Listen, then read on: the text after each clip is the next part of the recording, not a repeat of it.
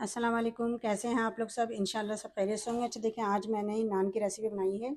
Butter garlic नान ही है, बहुत अच्छी, बहुत मज़े की और सॉफ्ट भी है। कितनी देखें, कितनी सॉफ्ट है। तो चलें देखें हम किस तरह बनाते हैं।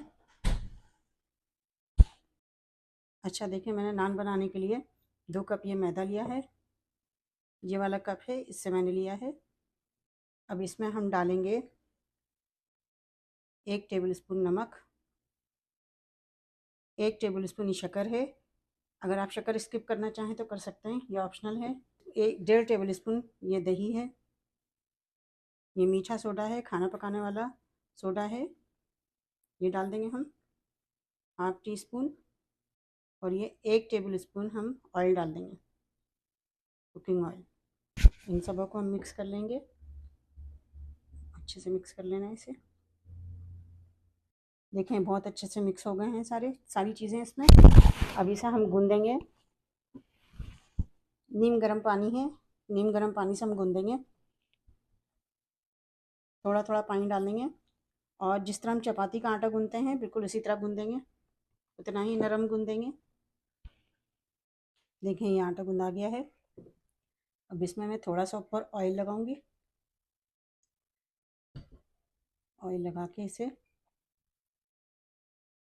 20 मिनट के लिए मैं रहने दूंगी। 20 मिनट बाद हम इसकी नान बनाएंगे।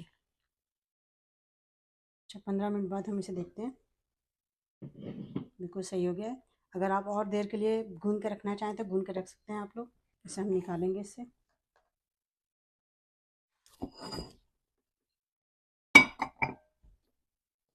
ज़रा अच्छे से इस तरह कर लेंगे।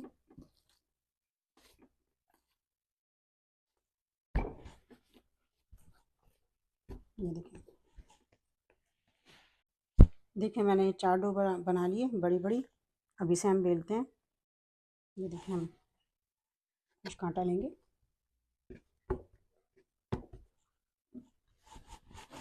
इसे हम बेलेंगे। ये देखिए मैंने इतनी बड़ी बेल ली है और इतनी मोटी, थोड़ी मोटी बेली है इसे।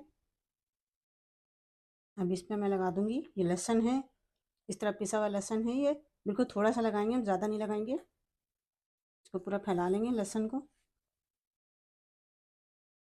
थोड़ा सा लहसुन लगाएंगे, ज़्यादा लगाएंगे तो कड़वा हो जाएगा।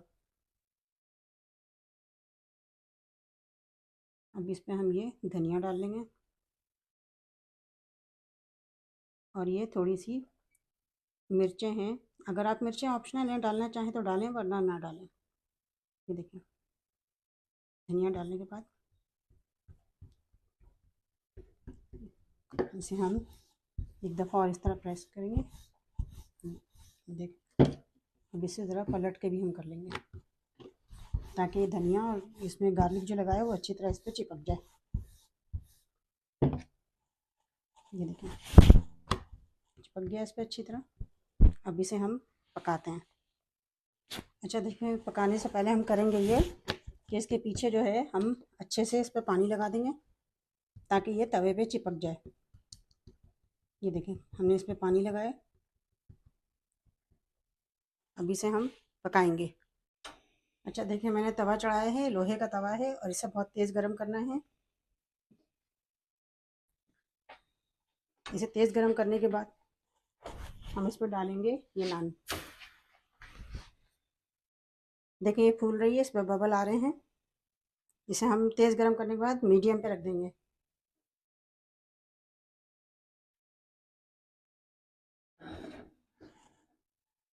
अब इसके बाद हम इसे थोड़ा सा पलट के सेकेंगे, तेज़ आंच करेंगे, तेज़ चूल्हा करेंगे और इसे इस तरह हम सेकेंगे।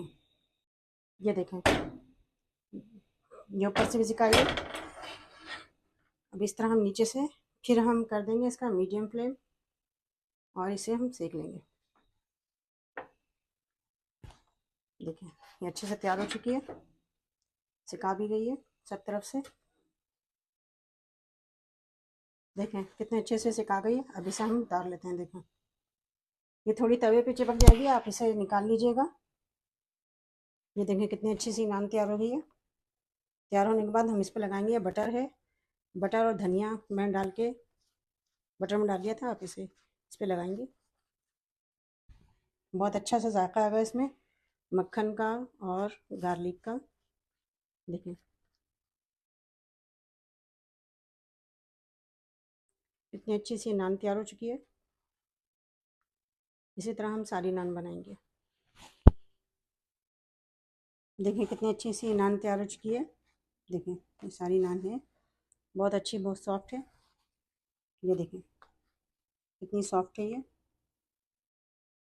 इसे आप तैयार करके बहुत सारी फ्रीज़र में भी रख सकते हैं इस तरह। और आप इसे ज़रूर ट्राई कीजिएगा और मुझे अपने कमेंट में बताइएगा कि नान की रेसिपी आपको कैसी लगी। अपना बहुत ख्याल रखिएगा। अल्लाह हाफिज़।